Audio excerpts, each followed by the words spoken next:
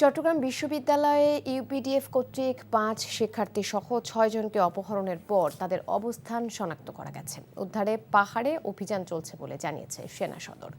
বৃহস্পতিবার সেনা সদর আয়োজিত আইন শৃঙ্খলা নিয়ে নিয়মিত সংবাদ সম্মেলনে সাংবাদিকদের প্রশ্নের জবাবে এমন তথ্য জানান তারা। কর্নেল শফিকুল ইসলাম জানান, পহেলা বৈশাখ উদযাপন যথাযথ ব্যবস্থা নেওয়া ছাড়াও সেনাবাহিনী গত ২ মাসে ২৩২টি বিভিন্ন ধরনের বিশৃঙ্খল পরিস্থিতি নিয়ন্ত্রণ করেছে। এছাড়া বিভিন্ন কর্মসূচিতে জঙ্গি সংগঠনের পতাকা ব্যবহারের বিষয়ে সেনাবাহিনী সোচ্চার আছে বলেও জানান তিনি।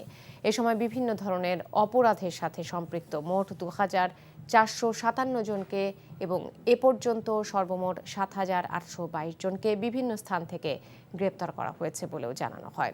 সংবাদ সম্মেলনে আরও জানানো হয়, ২ মাসে ৩২০টি অবৈধ অস্ত্র উদ্ধার করা হয়েছে। তাদের অবস্থানও কিছুটা শনাক্ত করা গেছে এবং এই বিষয়ে বিশেষ অভিযান পরিচালনা করা হচ্ছে।